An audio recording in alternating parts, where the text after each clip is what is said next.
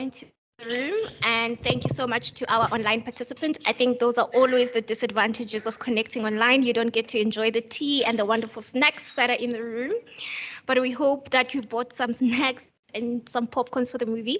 So I'll open up the chat online before I introduce the first session on any thoughts on the movie, ideas, did it spark any, is there something about the movie that you thought, oh wow, I didn't know that before watching the movie, or any ideas? And I'll also open up to the floor for people to just share their inputs and thoughts on the movie, and then we will head straight to session 1. And I'm going to, thanks Margot, noted. Can we please have the roving mic?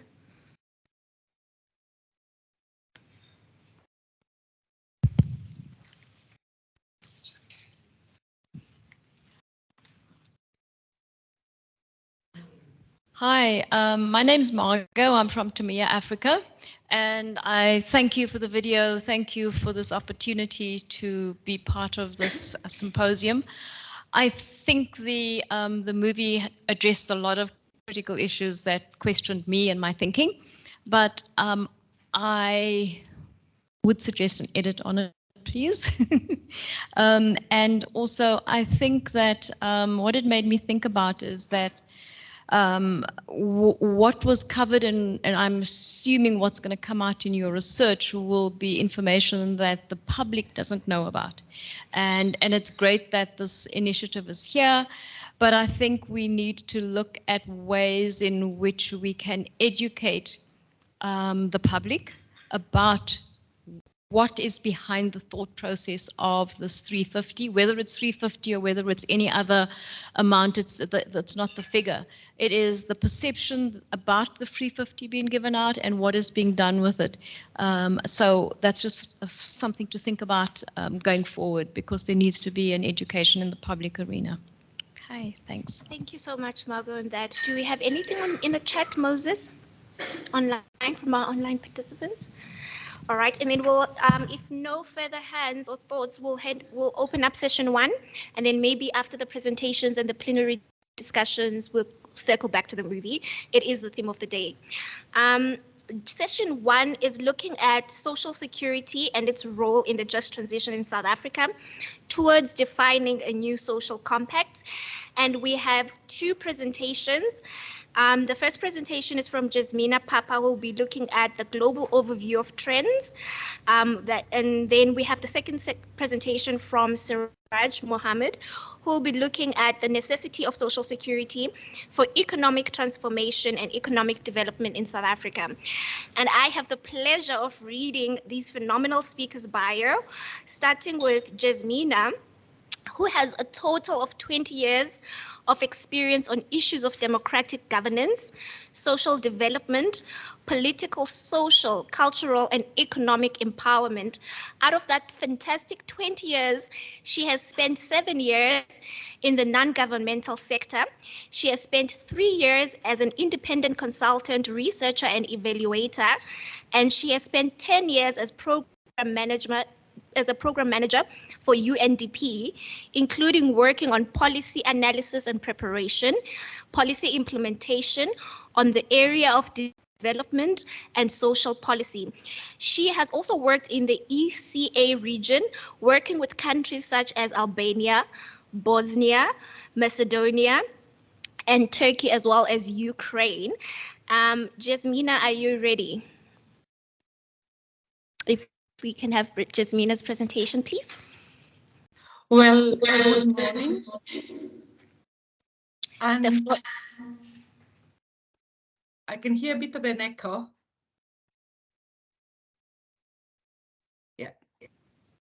I hope the sound is okay now. We can hear you perfectly. Great. Just wait for the presentation to load. Well, first of all, thank you for this grand introduction. I have done a share of work on empowerment of marginalized groups, but the way you presented it sounds really formidable. So thank you for that. I do regret for not being in the room not only because Hello, of... Jasmina. Yes? Sorry to interrupt you. We got some issue on technical issue. They're putting you back now on the big screen. Give us 1 minute. I will give you a green light. Thank you.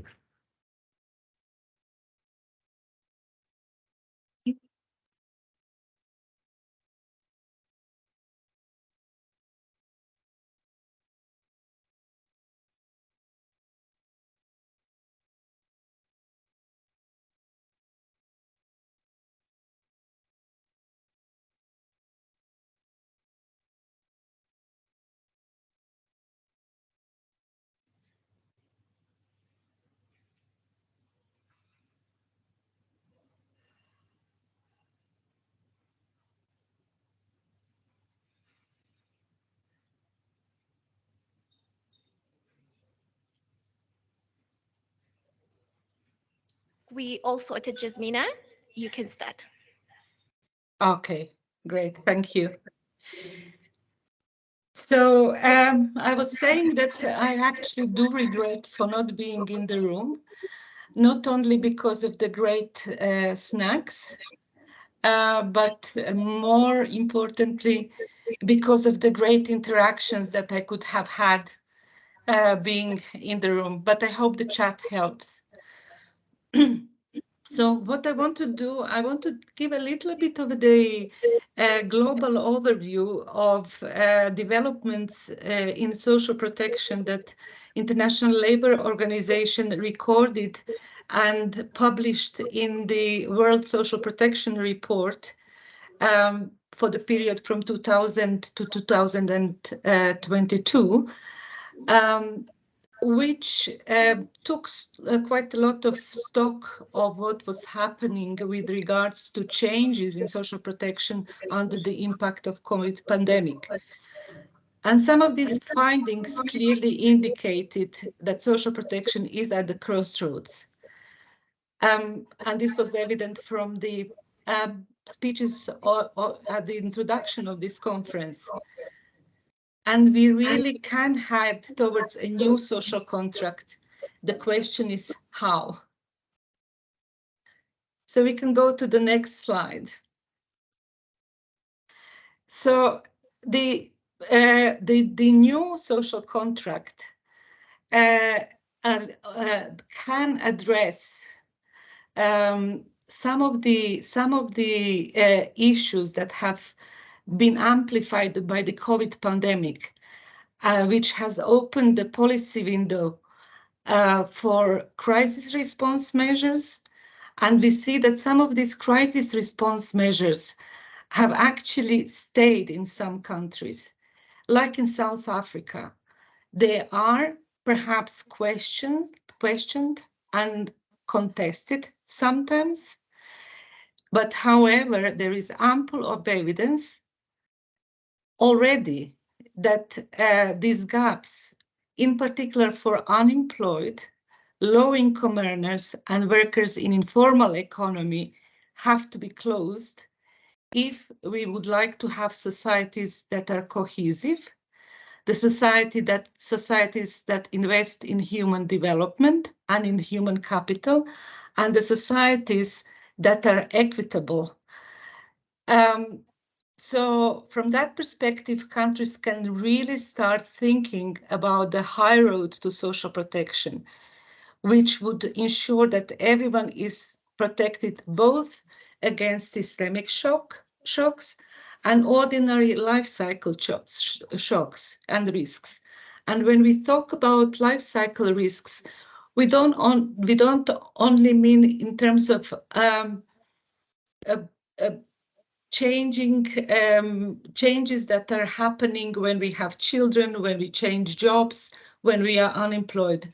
We also think about risks that are connected with economic changes in terms of changing economic sectors, which is happening when workers change jobs and particularly now when we talk about green and economic transitions and new jobs. We also mean transition from informal to formal economy, which is critical for many societies, particularly in Africa, including in South Africa. And this really makes a clear-cut case for investment in social protection, as the historical trends show us. And we can go to the next slide.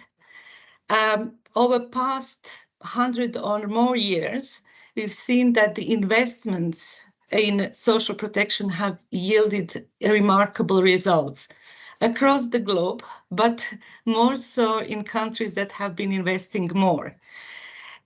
So this is also one of the arguments for and towards creation of the new social contract for social protection.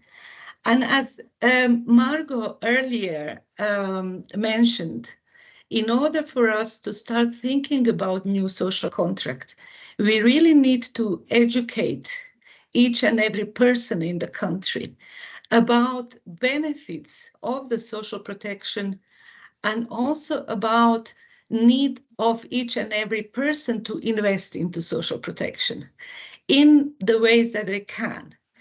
And this is how we can forge the consensus as to where the country wishes to go with regards to social protection and investments in it. Now we can go to the next slide, which shows us that despite the fact that many countries have been improving their legislation and legal coverage with social protection, and South Africa is one of the examples where clearly the constitution says that everybody has the right to social protection, the effective coverage is lagging behind. And we see huge regional variations, with Africa really being the region with least coverage. But having said that, South Africa is a front runner and has made enormous strides towards a more integrated approach to social protection. I wouldn't still say that it is comprehensive, but there are strides towards integration. And why the achievements for South Africa are important for the whole continent? Because many countries look up to see role models. So what happens in South Africa has spillover effects to a number of other countries. Now, when we look at the effective coverage, the differences across the life cycle are also stark. So we have globally only about 74% of children, globally we have about 74% of children that do not receive social protection benefits. Only about 45 of pregnant and childbearing women receive cash maternity benefit. And only 1/3 of the working age population has right to sickness benefits. Only 35% have the right to employment injury protection. And 1 in 5 of unemployed workers actually receive unemployment benefit. So these are compelling numbers which are showing us that the working age population, as well as children, are really lagging behind when it comes to coverage with social protection. And we can go a little bit further to the next slide. In the next couple of slides, I will walk us through the coverage with social protection and different life stages. So we can go to the next slide and talk a little bit about social protection for children. And we know that having a decent and sufficient income security in childhood is critical for improving development and well-being. and helping children to achieve their full potential. But yet, children are twice as likely to live in poverty as adults. And the vast majority of children still have no effective social protection coverage. So there is only 12.6% of children in Africa who receive child benefits. Now, during the pandemic, there were some positive developments, and they include the adoption of universal or quasi-universal child benefits in several countries. But this really is not sufficient because only on average 1.1% of GDP is spent on child benefits. So clearly there is a case to actually look at the impact of child benefits on development and poverty reduction and inequalities reduction. And we know that UNICEF has done seminal work on this. Now, the question is how this seminal work is really embraced by national policymakers and integrated into the policymaking processes. And we can go to the next slide. And while the crisis response to COVID was really stark, with many fiscal stimulus adopted globally, but it wasn't sufficiently child sensitive. And we see these impacts now.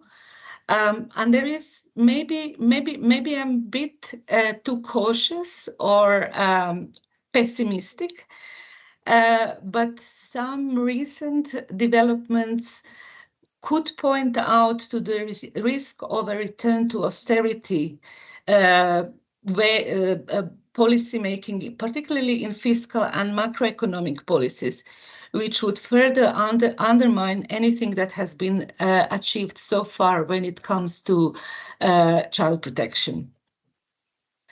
So we really need to look at how to safeguard what is achieved as a minimum, and possibly how to expand on child protection and benefits for children. We can go to the next slide and look at the income security in a working age. And next slide, please. And as really the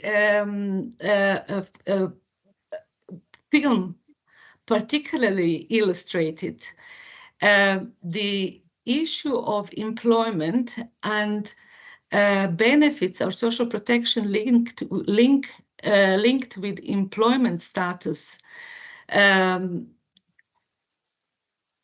We need to try and think how to conceptualize it a little bit differently, because employment pathways are changing. And maternity protection and paternity and parental leave benefits are by large linked with employment status. So without child benefits, without adequate maternity protection for women in employment, and even more so for women who are not in employment, the risks for both women, children, and families as a whole become predominant. I mean, we have the data that show that only about 45% of women with newborns worldwide receive a maternity cash benefit.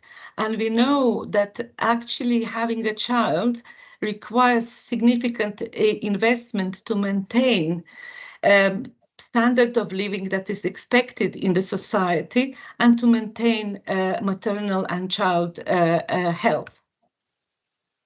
Another issue that keeps rising is the question of leave policies, and the fact that many women actually cannot afford to be on maternity leave, and they return very early to work, which leaves them at risk for their health and their children as well.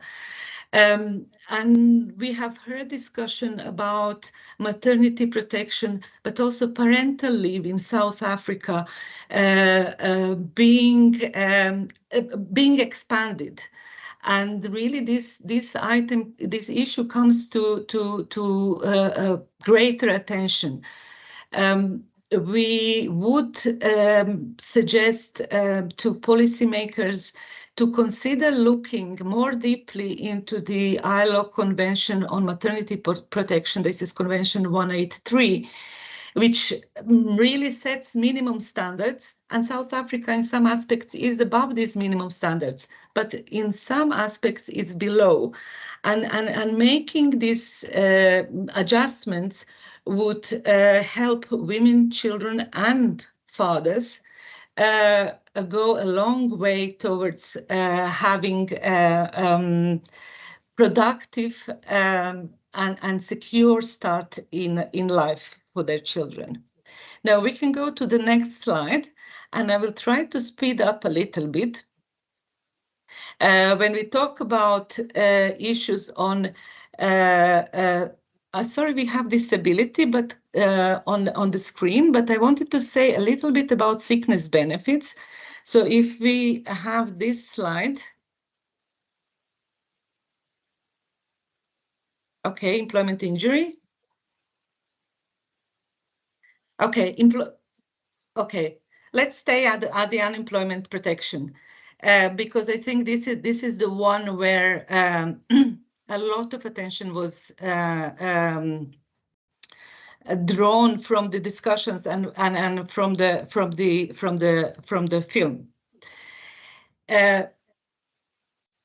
Unemployment protection schemes do provide income support, and cash income is hugely important. Yet, this is one of the social security schemes which is probably among the least developed and least implemented across the globe. Where it is implemented, what is important is that cash benefits are linked with services and active labor market policies. And when we talk about services, we talk about health services, educational services as well. Because many times people lose their jobs because of the economic changes. Many times people cannot find jobs because they might not have adequate education or might have some health issues. So in order for people to really use their potential that they have to the maximum benefit, there has to be kind of a ecosystem of support that combines cash benefits with services like health and education. And this is why social protection and employment policies and economic policies have indispensable role in creating this ecosystem jointly. And one aspect that really is important here to look at is investing in these policies, and I would say also researching what is the return on investment in these policies, because we see that the return on investment is there, and we don't have sufficient country-specific evidence of this return on investment. So if we are talking about research, and this is something where this is an area where ILO, for example, would really be interested to collaborate with a wider group of researchers and practitioners, is to look at how to create this comprehensive approach to unemployment protection, which combines different aspects of support to people who need this support.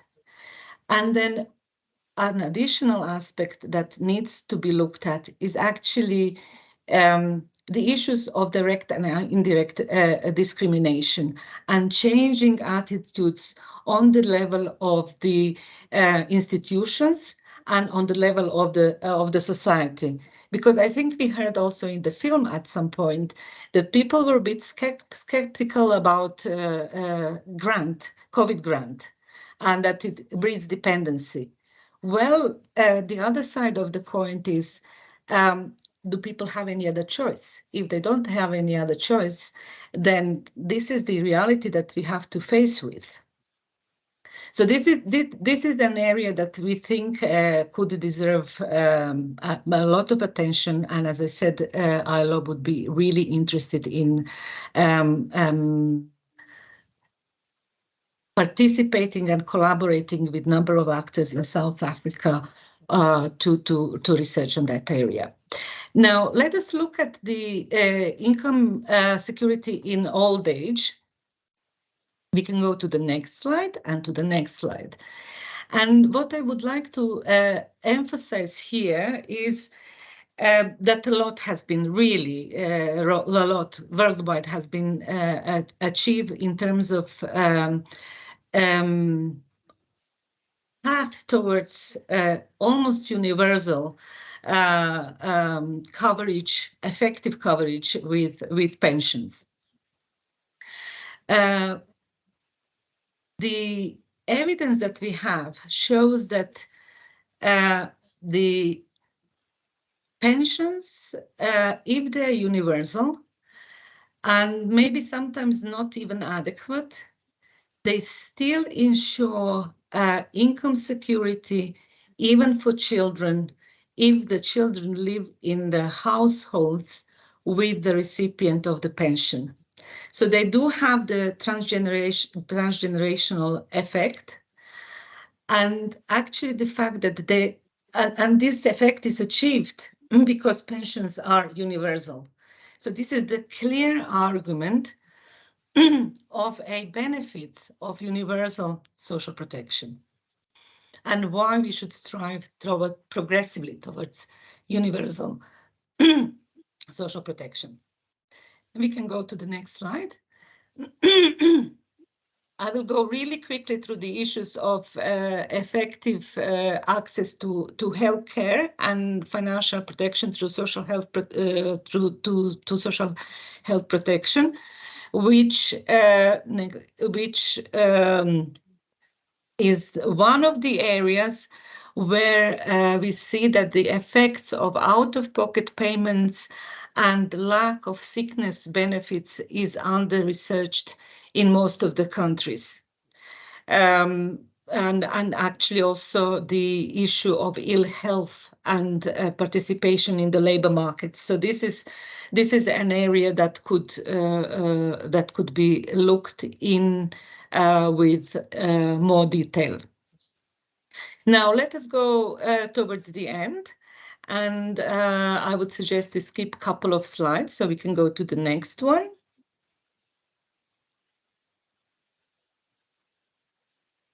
Yes. Can we go to the one under the case for investing in social protection? So we have done a rapid research onto financing gaps in social protection, and there is an evidence on needs for investments to reduce and prevent poverty and vulnerability. So it would be additional 16% of GDP per year on average per country in low-income countries to guarantee at least a basic level of social security for all. And in addition to that, ILO has developed a set of suggestions and options how to look for fiscal space for social protection on a national level. So these types of options can be used as a guidelines for research on the national level. And then we can go to the last slide. So what do we need to do? We really need to go back to international social security standards. When defining certain social protection schemes, because once when they are adopted in national legislation, there is no going back. They are minimum, but they usually they usually guarantee higher benefits than currently exist in countries that have not ratified social security standards. The next issue that needs to be addressed is coverage and adequacy gaps. Really, in terms of coverage, I think so far everybody has been clear that the high road towards progressive universal coverage is needed. And particular issues have to be addressed when it comes to life and work transitions. Some of the ways of addressing and formulating social protection benefits are really based on situations when we had almost full employment or very clear distinction between employment and unemployment. These do not exist anymore. So we really have to be a bit more innovative into how we think about social protection coverage and schemes, taking into account seasonal precarious employment, people who work but do not work sufficient incomes, people who move between sectors, and really get our thinking around these types of more flexible and more adaptable arrangements. The final maybe message that I would like to share is that in terms of South Africa, the important strides with COVID relief grant have been made. And it really now is the time to get heads together and to amplify what has been done, to provide even stronger evidence if needed, because what we see so far in terms of evidence, it's clear that these types of support for working age population is beneficial not for them only, but for the societies as a whole and economy as a whole. So if there is a need for further deeper research, let us do it together, and let us also do it together in the framework of Convention 102 and support the government in their thinking of ratification of this international social security standard, because then it is easier to follow whether the implementation is in line with what has been agreed as a part of the broader social protection contract. Thank you for your attention, and I apologize for taking a little bit longer, but there's loads of evidence that we would like to share with you, and we hope to continue these dialogues. Thank you.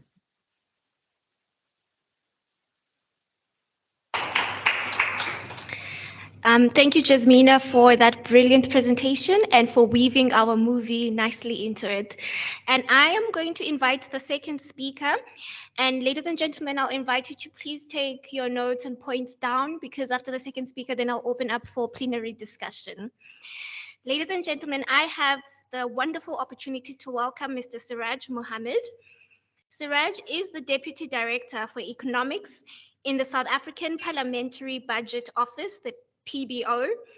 He oversees the economics cluster of the PBO.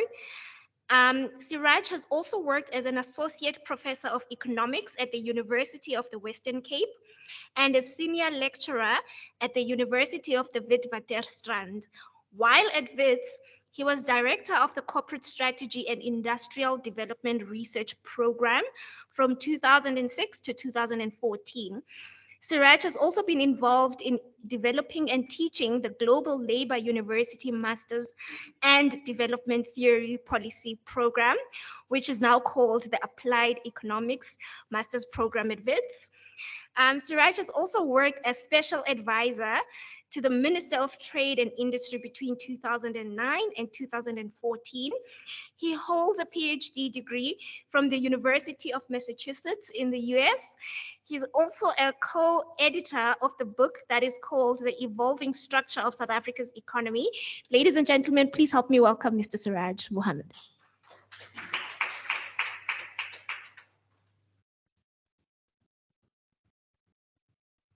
Can I also forward on the computer, or must I use? Okay, thanks. I'm just going to set a timer for myself, so I also have a way to monitor whether how long, because sometimes I go into lecturer mode after having been a lecturer for so long. Thank you very much, and thank you very much to the colleague at the ILO and the ILO in general for the excellent work they're doing, not only in South Africa, but globally, and to say that we draw very much on their work and their flagship publications and that. And so I'm very pleased to be able to follow that speech. Mine is in a very different vein, though. Am I close enough to the mic? Is it okay? So, or should I move closer? Thank you. Yeah. It's about thinking through the link, especially in South Africa, but I think it may be pertinent across the continent and in other countries as well, of the necessity of social security for economic transformation and economic development. So just to make it clear, my arguments in favor of social security are not because social security is necessary for economic transformation and development of South Africa. I think it should stand as itself. I said it's really important for democracy and human rights. And I believe that governments must be held accountable for ensuring provision of adequate social security. My presentation is going to show why I believe social security is necessary for economic transformation in South Africa, because there's so much as a separation from the highest levels of government. Social security, providing for people's needs, providing basic services and grants, is actually just treated as an expenditure. Poor people are treated as a burden. The Minister of Finance thinks it's fine to go and say, we don't have money. And that's it. You're just going to be left there. Your child is going to be stunted. For the rest of their lives, they're going to be affected, and their developments are going to be affected, and their opportunities are going to be affected in a world that is part dependent. We have generations since '94 of kids starting at around 27%, and now I think it's down to 22%, children under 5 being stunted, more than 1 in 5. So I think it's really important to think through what that then, the economic implications of that, what that means for demand in the South African economy, for being able to draw on our human talent, the young population we have, and their contributions to the future, their talents. So what I'm going to do is explain the key characteristics of the South African economy as I understand them, and the reasons for poor growth, increasing unemployment, and growing inequality. It seems like I put unemployment there twice, sorry. Unfortunately, we've reached a point where we use an acronym for unemployment, poverty, and inequality. So you'll see the rest of my presentation, I'll say UPI. The problem is we've had it for so long and it's so deep that we've developed an acronym for it. Just to start, a lot of the discussion that I'm going to be giving about structural change and the link between the social side, social security side, and the economic structure side is in a new book launched on 28th of September that I was one of the editors of. The Evolving Structure of South Africa's Economy, published by Mistra. So yeah, I thought I'd use this opportunity to advertise, but also the approach, the book says the approach to structural transformation discussed here is that ultimately structural transformation requires disruption and a shift in the power relations within the economy and the relationship between the state and vested interests, particularly corporate vested interests. And that's the other thing that bothers me, that we have the most unequal country in the world. We have the most concentrated markets, I wouldn't say in the world, but hugely, unbelievably concentrated markets, where large corporations have for years and years dominated the markets in South Africa. It's really difficult for other players, particularly small and medium players, to break into markets. And we actually see where you actually do have increasing income in certain of the poorer areas, malls and the large retail players and others moving into those areas and actually taking money out of those areas. The big banks also possibly taking deposits from poor people, but not necessarily investing back into those areas and locally, but also not necessarily into the country, as I'm going to show. So it's really important that we make that link, and that link stays in our head in part of this discussion. We need that change. Now, within development economics, experiences of countries like Japan, the Asian tigers, and more recently China, which has been sort of written about differently from the development economics approach related to the Asian tigers in Japan, has been that social security is taken care of by growing employment and real wage increases when there's more equal growth. And so before the Washington Consensus, which was pioneered by the World Bank from the early 80s, there was a twofold conventional wisdom that development depends upon industrialization and industrialization depends upon significant state intervention. The notion of development and the developmental state and industrial policy has been undermined and eroded by neoliberal thinking, to the point where even in academic discussions, we forget the levels to which the ideas, where progressive people also start using or almost internalizing neoliberal concepts. So while the Washington Consensus tended to accept the central role of industrialization contingent upon its being driven by market forces, it was heavily against the role of the state industrialization. And I think we've seen that as part of the South African discussion, particularly from government, and the views that the problems basically have to be solved more and more by the private sector and more privatization and PPPs as well.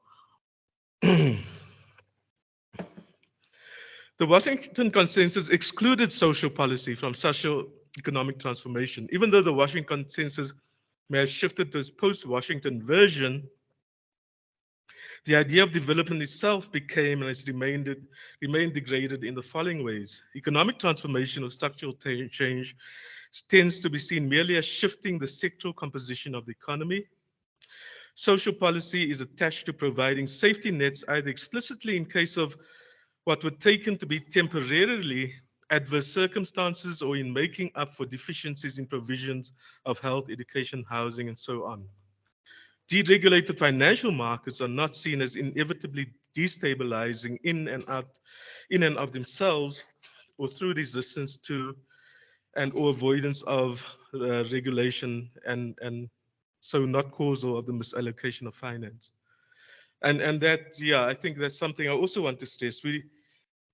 We talk about how finance has become the largest sector in contribution to value added and how the South African economy has become financialized, but we don't really think through what that means for the structure, but also in terms of a hindrance to the provision of social security within the country.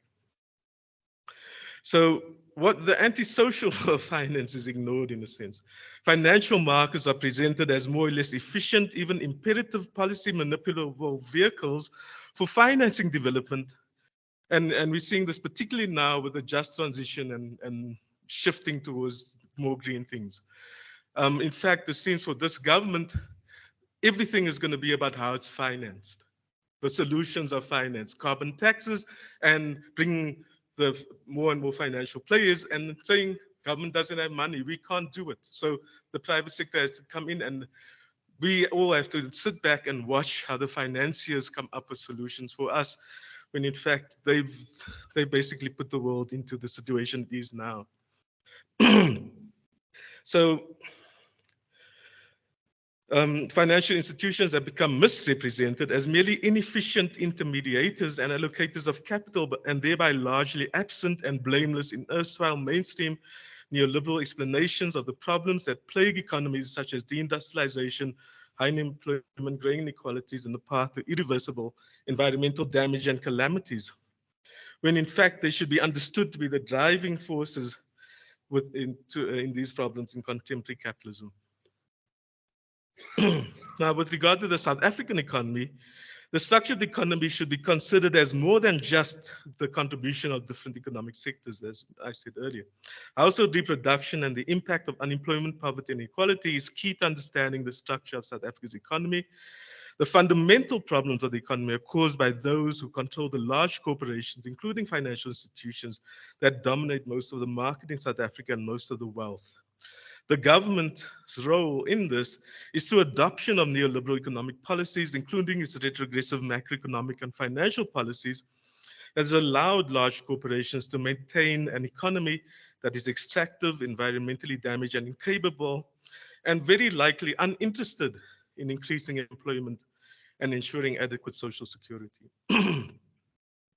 So just to take us a step back, this is going to be a really short potted version of the evolution of the South African economic structure, but it draws very much, as a lot of my other work does, on Fine and Rustamji in 1996, where they said that the system of accumulation that took shape in South Africa can be described as a minerals energy complex. The central role of the mining industry and the coordination and control of mining finance houses played an important role in developing the extractive sector of the economy during the second half of the 19th century and well into the 20th.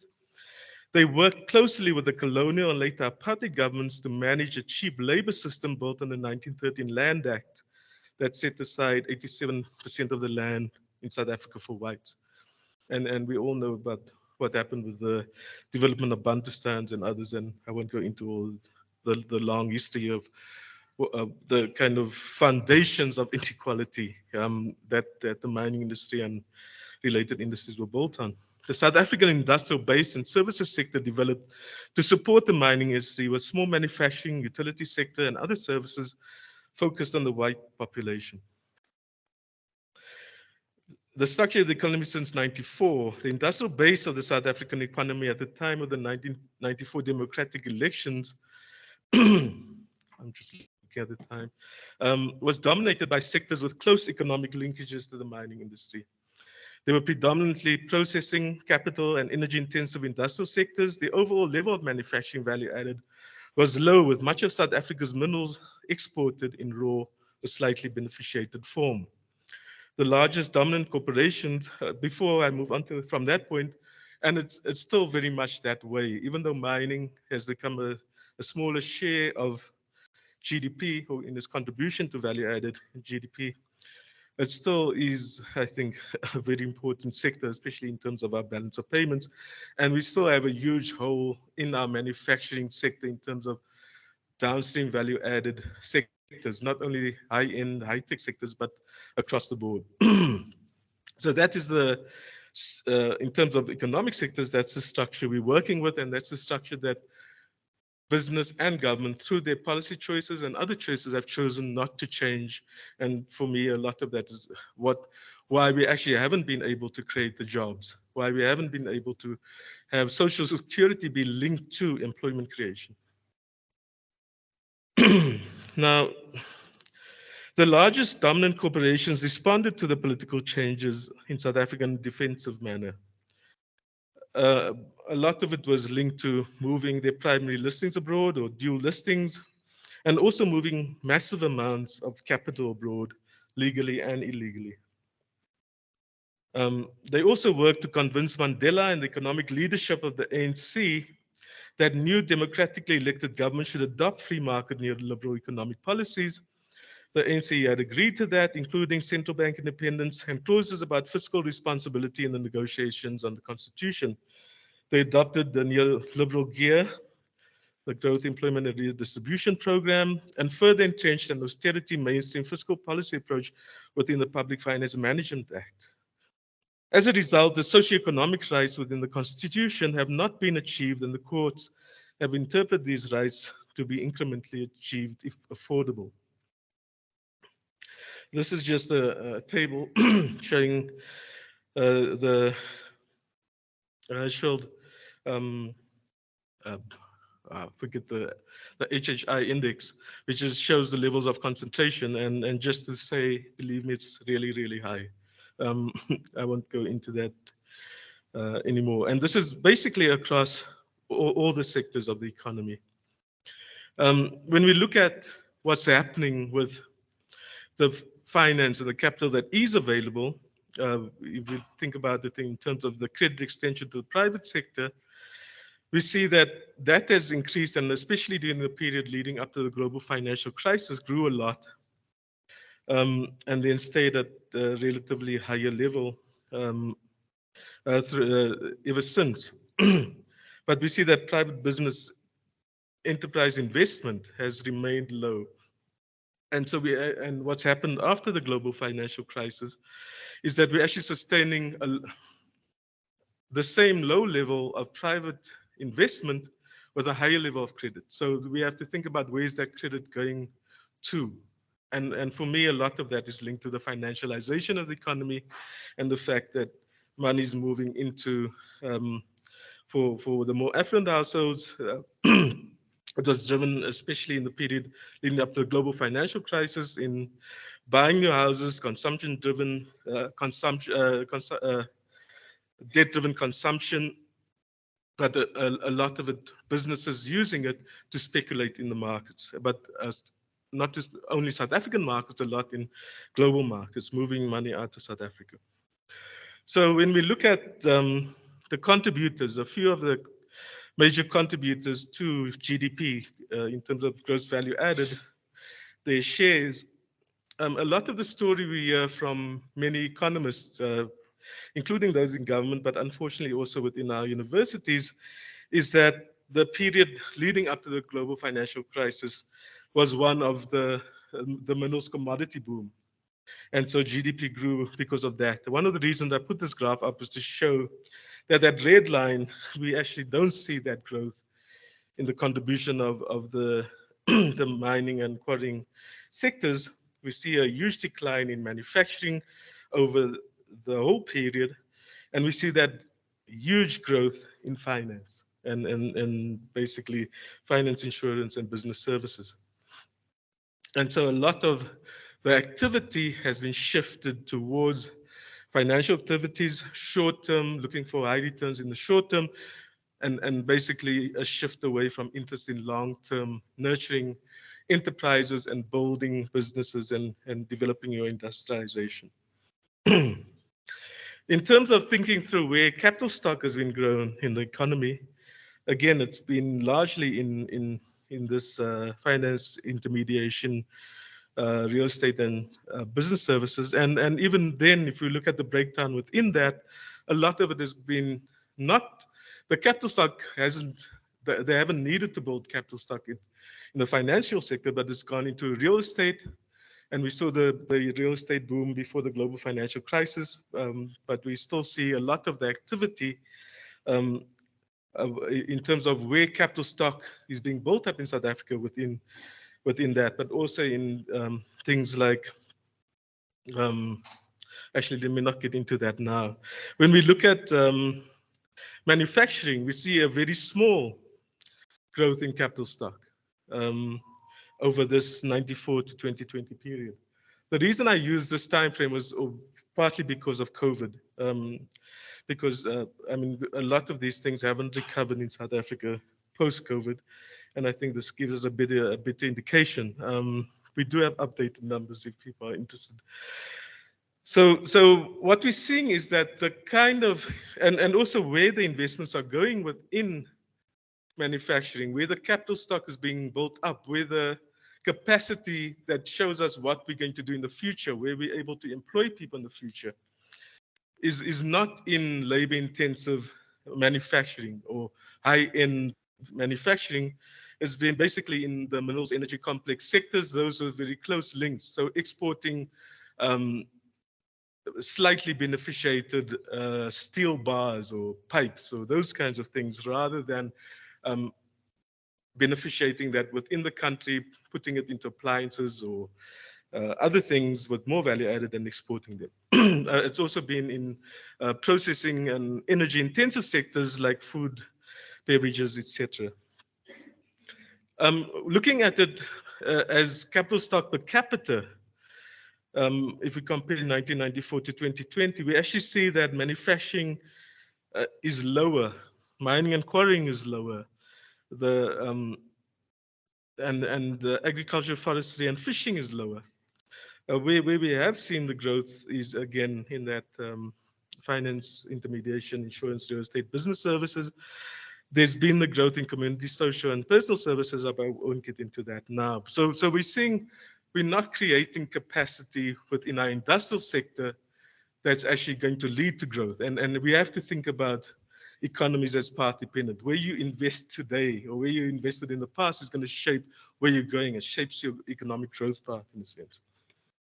And then the same goes for employment. We've had lower manufacturing employment, lower agriculture, forestry, fishing employment, lower mining and quarrying employment. There was an increase in electricity, gas, and water, I think possibly linked to the new coal-generated power stations and maybe some to the renewables more lately. But a lot of the jobs created in that finance, intermediation, real estate, business services is actually in business services, and it's linked to labor broking. They're precarious jobs, they private security jobs, they're cleaning jobs, and they're more informal, more casualized types of jobs as well. So basically what we're seeing is that we haven't really changed the structure of the South African economy. And in that process, we're seeing an erosion of that economy and the ability of that economy to provide for a growing population, to create jobs, but even to meet the needs of the population. When it comes to household debt, again, before the global financial crisis, we saw this huge increase, and I think linked to the role of increasing role of finance, but also a large increase of short-term capital flows from abroad into the South African economy, driving up household debt. And we had growth coming out of debt-driven consumption and the financial sector basically during that period. And so by the time of the global financial crisis, debt to GDP levels in South Africa were close to 80%. In fact, I think they had gone up to 81% at one point. And just let me show the next slide. Not that one, sorry. This one. I mean, this is what you all know quite well, is the income and wealth distributions. And so the people, I think, that we're seeing this debt to disposable income problems developing, the people who've been taking on too much debt aren't necessarily in the top 1%.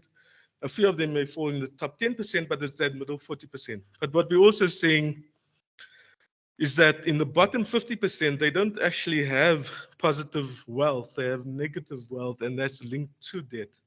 So we've basically come from a period since the global financial crisis, and during that period before the global financial crisis, the economy was growing at close to 5% a year. The government presented that as a positive story.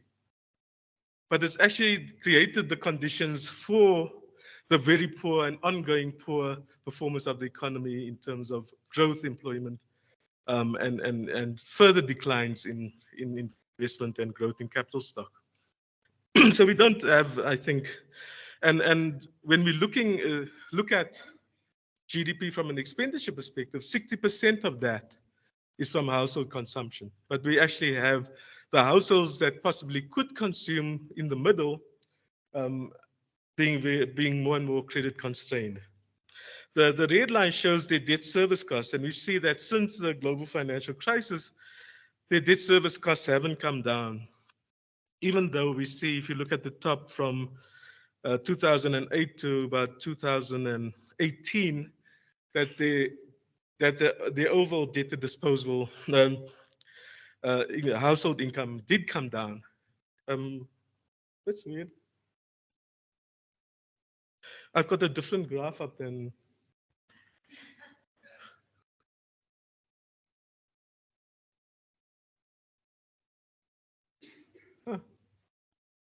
It's bizarre.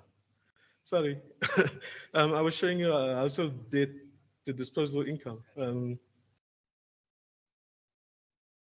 me try this thing. Maybe it makes a difference. Okay, I don't know why I was doing that. But anyway, so sorry. I'm trying to show this slide, but it's not coming up. So it's on the computer. I thought I was talking to that slide. But anyway, let's not delay further because I'm just about to end. Yes.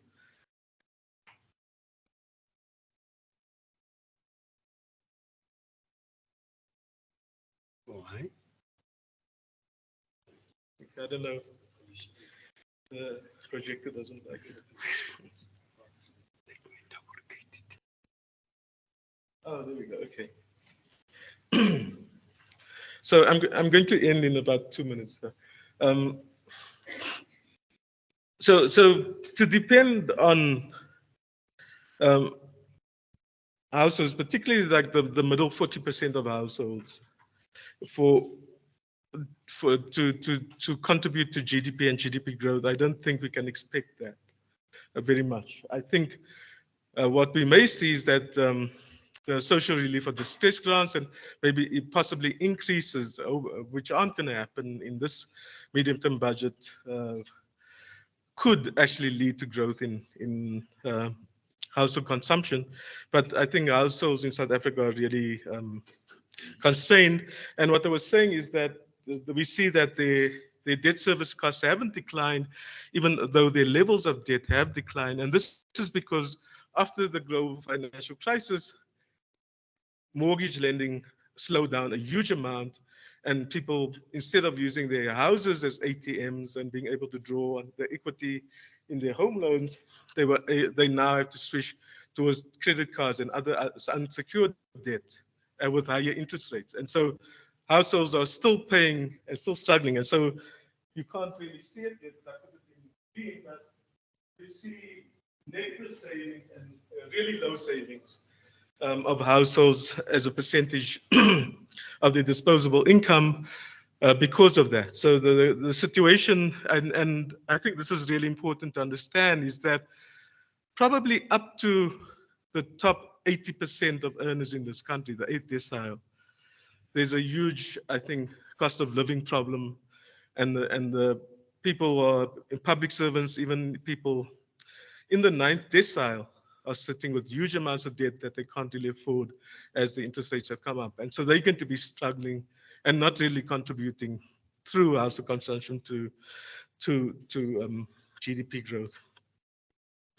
So the conclusions is that at the moment, the government's suggesting structural reforms, which are basically saying we have to fix things on the micro side, make ESCOM work better, fix network industries, etc., and then things will improve. Also, make labor markets more flexible and that kind of thing.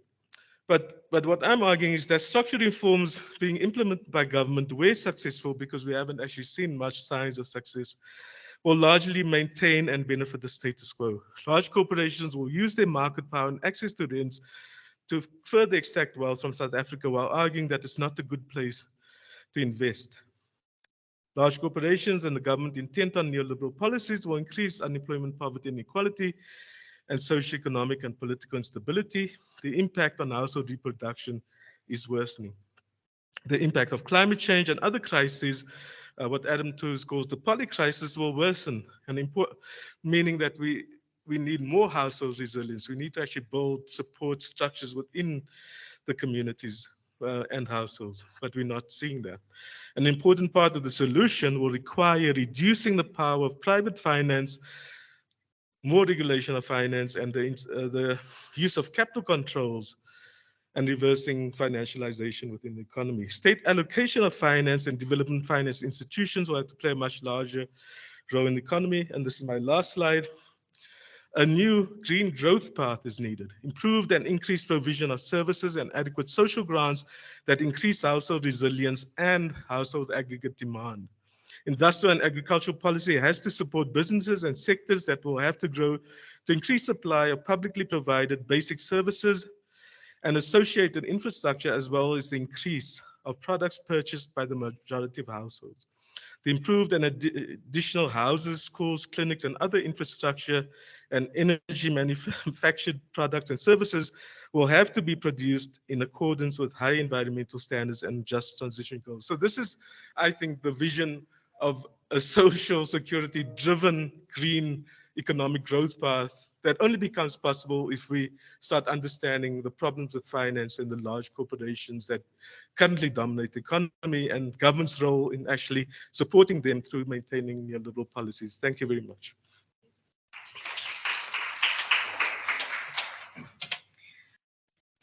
Thank you so much, Suraj, for that presentation. Without wasting any time, I'd like to open up the room for discussion.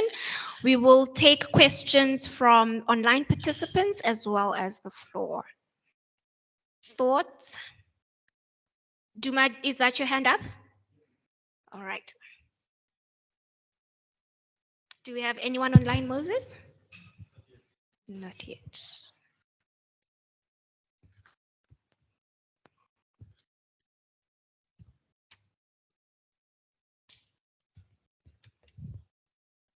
Siraj, thank you for an excellent presentation. There's two things I'm quite interested in. You know, the finance minister at Drakensberg, he said he's running out of money and there will be no money in a few months' time. To me, that is the most absurd thing, and I spend a lot of time explaining how a government can't run out of money. How do you explain this to the ordinary man and woman in the street? Because many people end up believing this propaganda. The second issue on the green transition, you talked about can you perhaps talk about the dangers of the financialized green development path, where we have to rely on private sector finance, which is technically incapable of having a fast transition, number one. And number two, the dangers of foreign finance climate funds, you know, that they are also incapable of helping us significantly. If you look at the 8.5 billion rand, you know, plan, I don't understand how it's going to benefit us as South Africans in any way. Thank you.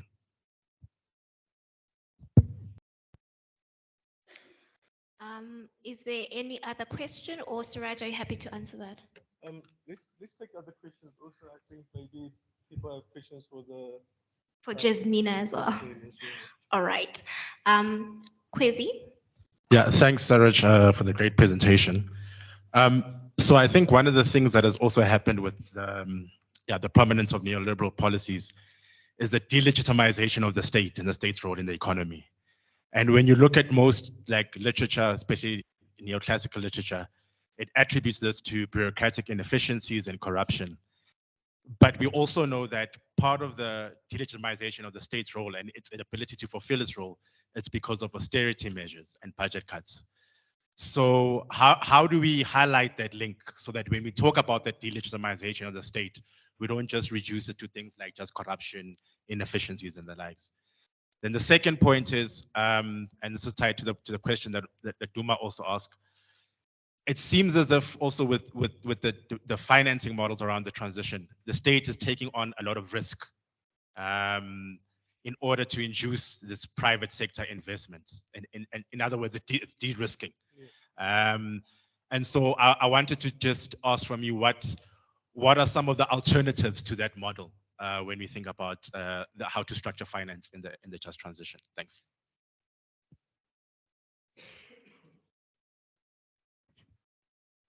Hi. So my question is this, and it goes to both the speakers. So there's a lot of discussions about how, you know, investment in securing social security and supporting social reproduction is an investment, and it could boost the economy.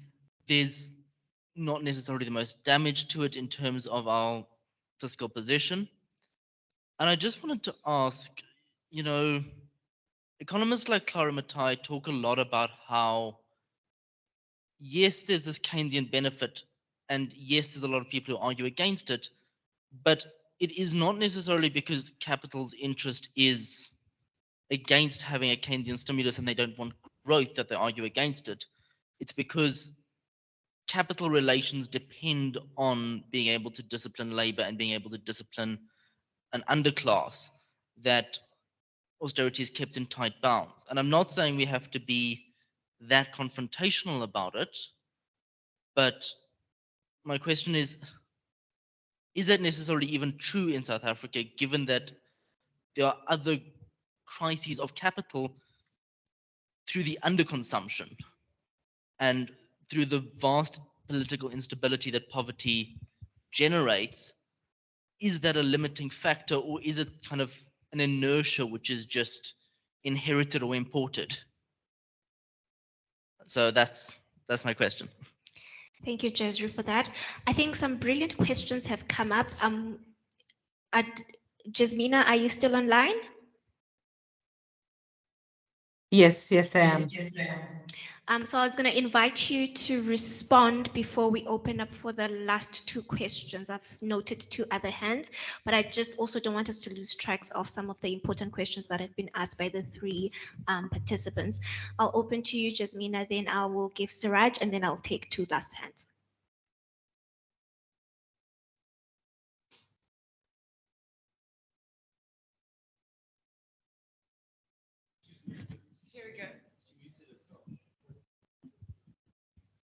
Yeah, I'd say interesting and very tough questions, which also deserve additional research.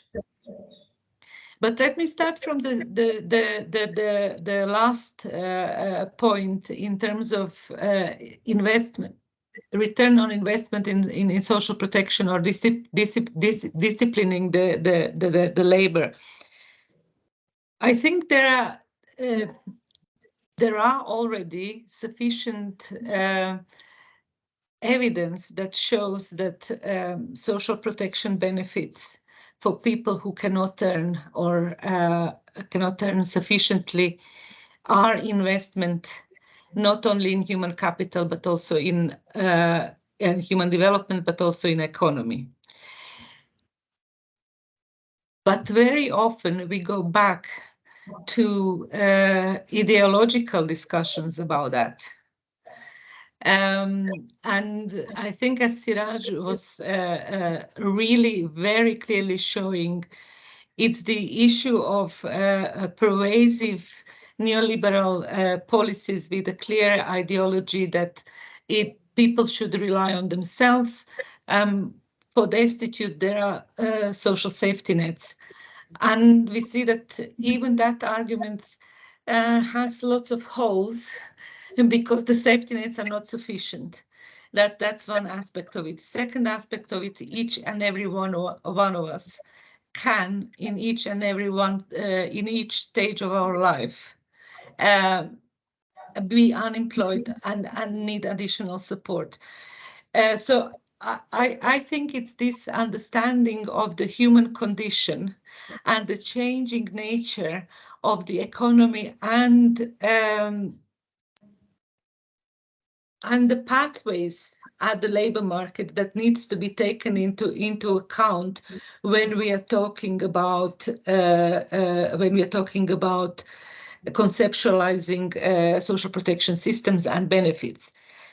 And when it comes to the issue of capital and investment in social protection, I think we see some positive examples of employers, companies, small and multinational ones, seeing the positive effects and seeing the importance of investment. And it is really about working with these positive examples and multiplying them and constantly showing that the neoliberal aspects of policies that are promoted are harming not only people, but also the economies. Over to you.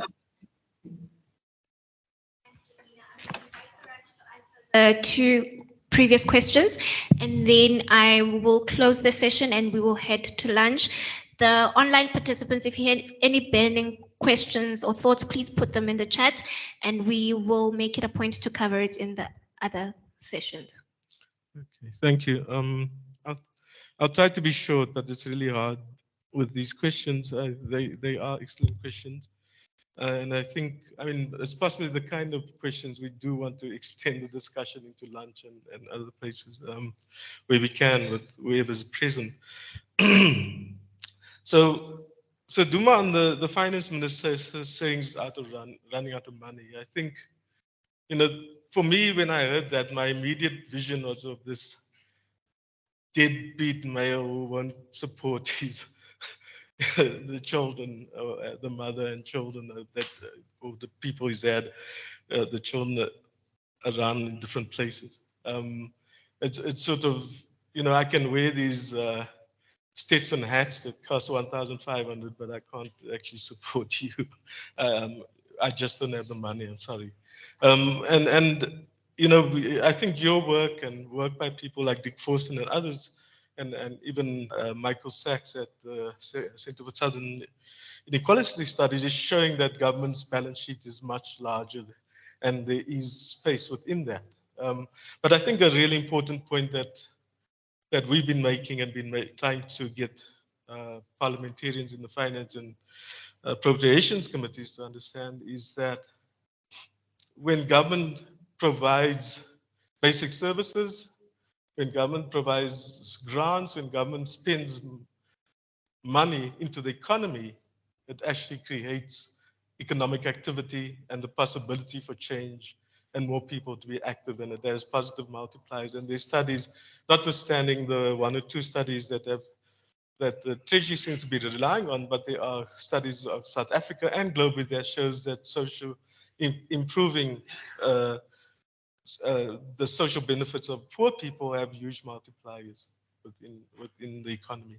And so not to just see that money being spent and then being consumed and not having a role to play. And I think that's how the Minister of Finance, the National Treasury, and too many people in leadership in this country see it. It's like handouts, and it's not really going to lead to anything. And as I think as Ajizzi said, you know, this is an investment into South Africa and the people of South Africa.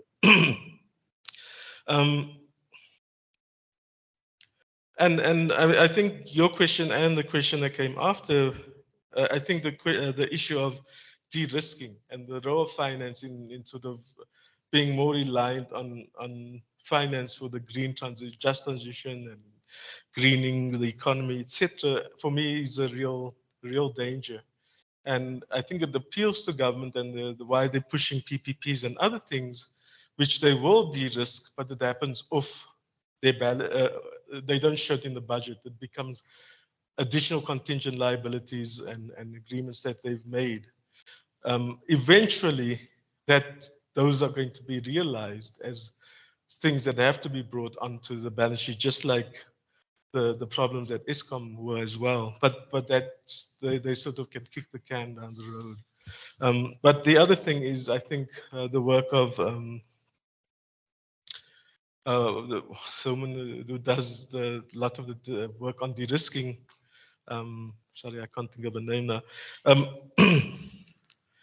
Is that the financial sectors in this and the central banks are supporting this process because it actually supports the agenda, and the agenda is sort of keeping the financial sector vibrant and operating and finding new types of instruments that they can then securitize and on-sell.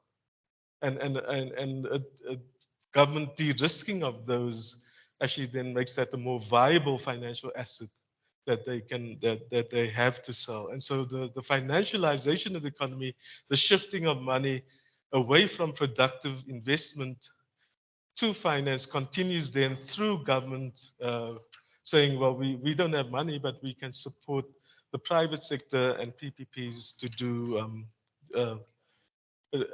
to get involved, and they will bring in the finance that we so desperately need. And I think we really have to be questioning of that whole narrative, which I believe is a lie. Just this question about, I think almost Clara Matei's reference to Gillespie of sort of disciplining the workers. I think that is definitely an element. And in South Africa, it wasn't only about, as you start to achieve full employment, the confidence of the workers increase and the power of capital is undermined. In South Africa, it was a real threat that had both class and race dynamics. And I spoke about how the defensive response of big business in South Africa to that. One is you move your money, you move your listings abroad, you co-list, you create agreements with government to keep neoliberal policies in place. and we've basically seen how they've been able to maintain the economy the way it was since '94, largely. So for me, that is the big problem. Yeah, I'm taking a long time, so let me stop there. Maybe we can talk about it more during lunchtime if people want to carry on. Thank you. Right. Ladies and gentlemen, lunch is served outside on the balcony. Please do enjoy lunch. And our participants online, we will see you sharply at 2. We will eat on your behalf, but do enjoy your lunch. No, we're an NGO.